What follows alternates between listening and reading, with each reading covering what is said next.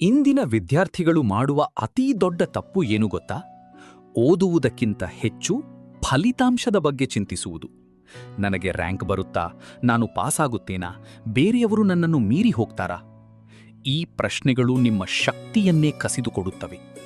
ಆದರೆ ಸಾವಿರಾರು ವರ್ಷಗಳ ಹಿಂದೆ ಶ್ರೀಕೃಷ್ಣನು ಒಂದು ಪಾಠ ಹೇಳಿದ್ದಾನೆ. ನಿನಗೆ ಅಧಿಕಾರವಿರುವುದು ಕರ್ಮದ ಮೇಲೆ, ಫಲದ ಮೇಲೆಯಲ್ಲ. ಈ ಒಂದೇ ಮಾತು ನಿಮ್ಮ ಜೀವನವನ್ನು ಬದಲಾಯಿಸಬಹುದು. ಆದ್ದರಿಂದ ಈ ವಿಡಿಯೋವನ್ನು ಕೊನೆಯವರೆಗೂ ನೋಡಿ.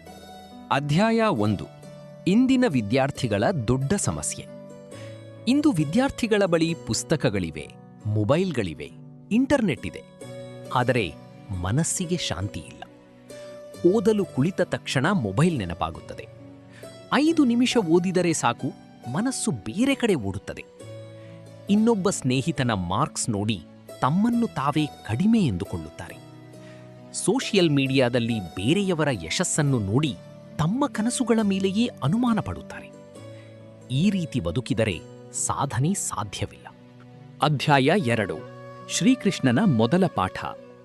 ಶ್ರೀಮದ್ ಭಗವದ್ಗೀತೆಯಲ್ಲಿ ಶ್ರೀಕೃಷ್ಣನು ಅರ್ಜುನನಿಗೆ ಹೇಳುತ್ತಾನೆ, ಕರ್ಮಣ್ಯೇವಾಧಿಕಾರಸ್ತೆ ಮಾ ಫಲೇಷು ಕದಾಚನ. ಅದರ ಅರ್ಥ, ನಿನ್ನ ಕೆಲಸವನ್ನು ಪ್ರಾಮಾಣಿಕವಾಗಿ ಮಾಡು, ಫಲದ ಬಗ್ಗೆ ಹೆಚ್ಚು ಯೋಚಿಸಬೇಡ. ಒಬ್ಬ ವಿದ್ಯಾರ್ಥಿಯ ಕೆಲಸ ಏನು? ಪ್ರತಿದಿನ ಓದುವುದು, ಕಲಿಯುವುದು, ಅಭ್ಯಾಸ ಮಾಡುವುದು. ಫಲಿತಾಂಶದ ಚಿಂತೆಯಲ್ಲ, ಪ್ರಯತ್ನದ ಮೇಲೆ ಗಮನ ಇರಬೇಕು. ಅಧ್ಯಾಯ 3. ಫಲದ ಭಯ ಏಕೆ ಅಪಾಯಕಾರಿ?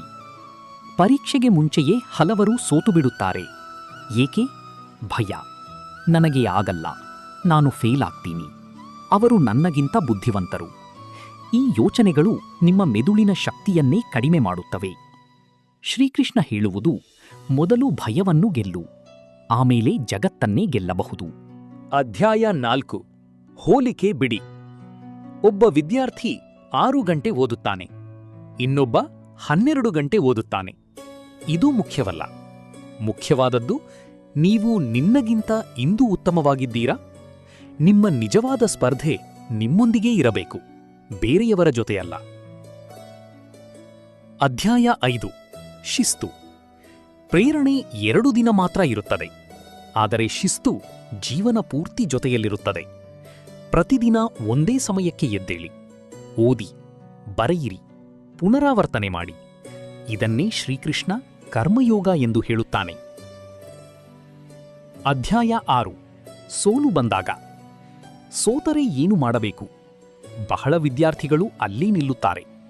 ಆದರೆ ಶ್ರೀಕೃಷ್ಣ ಹೇಳುತ್ತಾನೆ, ಸೋಲು ಅಂತಿಮವಲ್ಲ, ಅದು ಮುಂದಿನ ಗೆಲುವಿನ ತರಬೇತಿ. ಪ್ರತಿ ಸೋಲು ನಿಮಗೆ ಹೊಸ ಪಾಠ ಕಲಿಸುತ್ತದೆ. ಅಧ್ಯಾಯ 7. ಮೊಬೈಲ್ನ ಬಲೆ.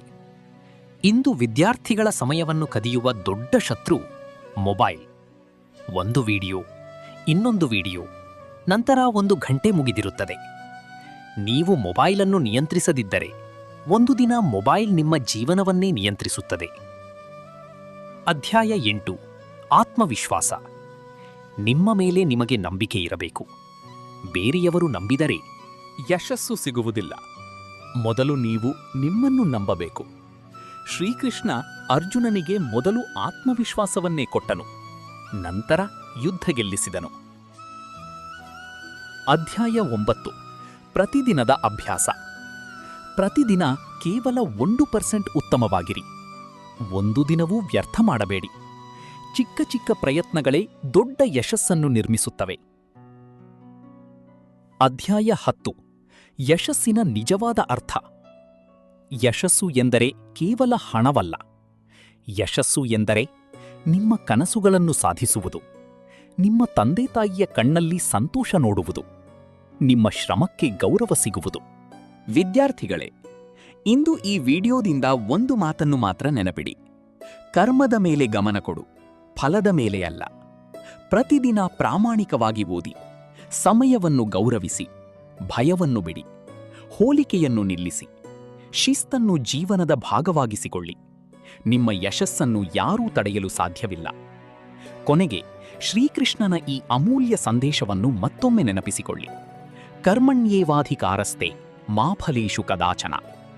ನಿಮ್ಮ ಕರ್ತವ್ಯವನ್ನು ಪ್ರಾಮಾಣಿಕವಾಗಿ ಮಾಡಿ, ಉಳಿದದನ್ನು ದೇವರ ಮೇಲೆ ಬಿಡಿ. ಒಂದು ದಿನ ನಿಮ್ಮ ಪರಿಶ್ರಮವೇ ನಿಮ್ಮ ಪರಿಚಯವಾಗುತ್ತದೆ. ಧನ್ಯವಾದಗಳು. ಈ ವಿಡಿಯೋ ನಿಮಗೆ ಇಷ್ಟವಾದರೆ ಲೈಕ್ ಮಾಡಿ, ಕಾಮೆಂಟ್ನಲ್ಲಿ ಜೈ ಶ್ರೀಕೃಷ್ಣ ಎಂದು ಬರೆಯಿರಿ ಮತ್ತು ಇಂತಹ ಕನ್ನಡ ಮೋಟಿವೇಶನ್ ವಿಡಿಯೋಗಳಿಗಾಗಿ ನಮ್ಮ ಚಾನಲ್ ಅನ್ನು ಸಬ್ಸ್ಕ್ರೈಬ್ ಮಾಡಿ.